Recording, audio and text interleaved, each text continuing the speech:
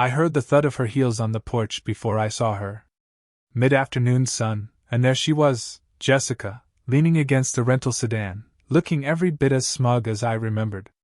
My gut tightened, chest felt like someone punched it. I opened the door just wide enough to block her view of the house. "No surprises today, right?" I said, voice flat. She gave me that practiced tilt of the head, as if she'd stumbled in by accident. "Can we talk, Ethan? It's important." I crossed my arms. "We have nothing to talk about. You already lost everything." Her smile flickered before she masked it. "I've been thinking, since that lottery win. We were married 6 years, doesn't that count for something now?" I let the door click shut against her next word coming. My pulse was hammering. Decision-making under pressure kicked in. Do I engage and let her drag me back into her drama, or shut it down and move on? I chose the latter. "Go away, Jessica," I replied, turning my back. "You had your chance." That moment crystallized everything, felt like electricity crackling along my spine. She wasn't here for closure, she was here for cash. Simple as that. I locked the door before she could slip another. "Please." I haven't told many people the details, but after our divorce finalized, I ended up flat broke, half my savings gone, the house and the car gone. Jessica's timeline was clear. She'd been two-timing me with some dude named Kyle for months. I found their iMessage thread on her laptop one night. Heart dropped, stomach knotted. I was calm on the surface. Screenshot everything, save all the texts, call a lawyer first thing the next morning. No dramatic shouting match, just cold, methodical evidence gathering. That was pattern recognition at work. I'd seen manipulation before and refused to be the gullible sucker a second time. The divorce itself was a mess. No prenup, so she pressed for her share, the house, my retirement fund, even a slice of future earnings. Her lawyer spun some line about emotional sacrifices she'd made. I sat there, jaw tight, thinking about all the nights I put in extra shifts as an IT consultant to pay her bills. In court, I let my attorney handle the legalese. I didn't raise my voice or fall into victim drama. I just answered questions, handed over account statements, and kept my head down. When she demanded more, I looked at her directly and said, "I'm not paying for your reckless choices." I didn't need to elaborate. Boundaries don't need justification. Walking out of that courtroom free but broke felt like someone ripped the rug out from under me. My apartment was a one-bedroom near the highway, furniture scavenged from curbside giveaways. I can still taste the cheap ramen dinners and feel the ache in my shoulders from long hours. Nights were worse. Sleep came in fits because I'd lie awake replaying every sign I'd missed. My chest tightened whenever my phone buzzed, expecting another text from her or something about legal fees. I didn't drink, but my appetite vanished for weeks. That's the physical toll relationship stress takes. You either let it knock you flat or you learn to turn pain into fuel. I chose fuel. I threw myself into work.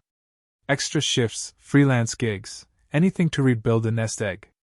Coffee at 6 a.m., client calls until after dark, then emails until 2 a.m. I was scraping by, but each paid bill was a small victory. It felt good to know exactly where my money went: rent, groceries, phone bill. No more joint accounts or hidden balances. Financial responsibility became my North Star. A few months in, my buddy Mark pulled me aside at the gym. "Dude, you're turning into a work zombie," he said. He introduced me to meal prepping on Sundays: chicken, rice, broccoli on repeat. "Cut the crap that drains you, man." He shrugged. I realized he was right. I needed to protect my time and energy. So I stuck to a strict routine: morning run, then straight to the office, no social media except weekends. Mark's check-ins kept me grounded. He was the reality check I needed when loneliness crept in. A year later, after paying off my lingering debts, I walked into a gas station to grab a soda and something caught my eye: a lottery display. I don't usually play, but that day I thought, why not? I bought a ticket, stuffed it into my jacket, and forgot about it. When I checked the numbers later, disbelief hit like a freight train. I'd won $10 million after taxes.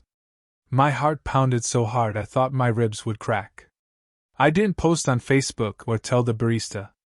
I hired a financial advisor, an accountant, an attorney, did everything by the book. I set up a trust to keep my name out of public records. First order of business, paid off rent, upgraded from my sagging futon to a modest 3-bedroom in a quiet neighborhood. Nothing flashy, just a place I could unpack my life. I traded in the old sedan for something reliable, and I even splurged on a decent coffee maker. For once, I slept through the night without fear of a random text from her. My advisor steered me into conservative investments, a mix of bonds and blue-chip stocks, nothing that would make headlines. I kept working part-time as a consultant, more for sanity than the paycheck. When Monday morning stresses hit, I'd remember how far I'd come, free from her drama, free to rebuild. Then she showed up. One afternoon I was in the garage tinkering with my new car's oil change when I saw her reflection in the driveway. Jessica, heels clicking again. My stomach clenched, but I forced a calm, emotional distance, clarity. She leaned on the hood. I know you won. I want my share. I wiped hands on a rag, voice clipped. Go back to whatever scheme you're cooking. You have no legal claim. She sneered, crossing her arms. I do. That ticket was bought before the divorce was final. I held her gaze. Check the dates. My lawyer has the receipts. You lost your window. She looked rattled for a second, then hardened. Fine. I'll see you in court. She drove off, throwing a look like a challenge. My chest felt tight, decision-making under pressure kicked in again. Prepare for a fight without letting her drag me into drama. Her lawsuit was absurd. She claimed marital assets, from a ticket bought weeks after the decree. I sat in that courtroom beside Amanda, my attorney, listening to her lawyer drone on about moral obligations, how she'd supported me, through thick and thin. I watched Jessica on the stand, her voice cracking, tears ready for effect. Amanda calmly presented the lottery commission forms, purchase date, claim date, every number aligned to show no overlap. She laid out my bank statements, the deposit hit after all joint accounts were closed. I could feel my pulse slow as clarity sank in, the evidence was airtight. No amount of histrionics would shift facts. When Amanda asked Jessica if she'd run out all her settlement money, her defenses crumbled. The courtroom felt small, echoing with silent judgments. The judge told Jessica her case was baseless, even reprimanding her lawyer for wasting the court's time. Her face went as red as a stop sign. Walking out, I sensed the tension in every step, joy mixed with relief. Jessica spat. This isn't over. But I simply nodded, turned away, and let the afternoon sun hit my shoulders. Loyalty versus self-preservation. She chose loyalty to greed, and I chose loyalty to myself. Once I knew she'd been humiliated, I still didn't let my guard down. I understood how she manipulated, ground-level pattern recognition. If there was any chance she'd circle back, I'd have to outmaneuver her. That week, I dropped a casual line to a few mutual acquaintances. I'm debating investing in a new luxury condo project. Heard it's huge. Anyone in on it? I watched her like a hawk. Sure enough, within days, she reached out through one of those contacts. Ethan, I have real estate connections. Let's partner. Decision made. I called Amanda and said, set up a meeting. Let her think she's pulling the strings. We created a fake development team. Amanda played one of the executives, and her colleague posed as the lead investor. We doctored up a glossy presentation, renderings of impossible luxury condos, promises of 15% annual ROI. It reeked of a too-good-to-be-true scam, but I knew Jessica's ego would blind her. On meeting day, she showed up in a sharp blazer, heels clicking down the marble hall. She swaggered in, dropping market terms like cap rate and equity stake, expecting us to be impressed. I sat in the corner, arms folded, watching her reel herself in deeper, fake bank statements, forged asset portfolios, a claimed credit line from an institution that didn't exist. Her arrogance manifested in that smug grin, thinking she'd finally bested me. When it was over, Amanda locked eyes with me and whispered, "We've got it all, the utter fraud, the forgeries, everything." I nodded. She'd handed us an airtight case. Less than 2 weeks later, Jessica was arrested for fraud and forgery. I heard it from Mark, texted me. "Dude, she's been booked." Charges piled high. That dry humor, Mark's shorthand, made me smile. Natural consequences. She burned every bridge in her wake. Her social circle turned their backs. Her professional reputation, in tatters. Her finances seized to cover fines. Her own manipulation backfired spectacularly. I didn't gloat. I didn't put it on Instagram or brag to coworkers. I went back to my routine: morning runs, consultancy work, catching up with Mark at the gym. My biggest flex these days is peace of mind. Physical tension from those divorce nights is gone, sleep is steady. My appetite returned. I cook meals without counting every penny. Professionally, colleagues noticed I was sharper than ever. No late arrivals, no distracted glances at my phone wondering if she'd text again. The trial taught me something crucial about trust recalibration. Red flags aren't theory.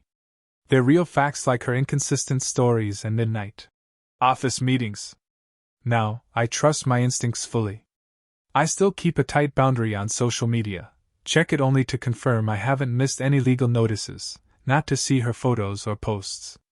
Emotional distance brings clarity. I see how neutral friends saw me as a sucker at first. Their advice, "Stay alert, man," turned out to be spot on. Looking back, I own my part. I let things slide too long because I wanted to believe in the marriage. But I refused to be a scapegoat. That's responsibility without martyrdom. I acknowledged my naivete without wallowing. I'm at peace knowing I did what needed to be done. Now, my life is quiet but solid. I volunteer at a local shelter once a month, small way to give back. I set aside a fund for my nephew's college. I'm no longer obsessed with climbing any ladder beyond my own 2 feet. Sure, my house is modest and the yard needs work, but it's mine. My car doesn't turn heads, but it gets me where I need to go. And as for Jessica? Rumor is she's living with her sister 2 towns over, working a minimum wage job, trying to claw out of bankruptcy. She learned the hard way. The tactics she used on me don't work forever. Natural consequences caught up with her. She's lost the financial cushion she demanded and has no one to manipulate for a quick buck. I sit on my back porch at dusk, a cup of coffee in hand, feeling the cool breeze. No fear pulses through me, just steady, calm confidence. My life isn't about proving something to her anymore. It's about living on my own terms. That, for a guy who started out divorced, broke, and nearly broken, feels like the real jackpot.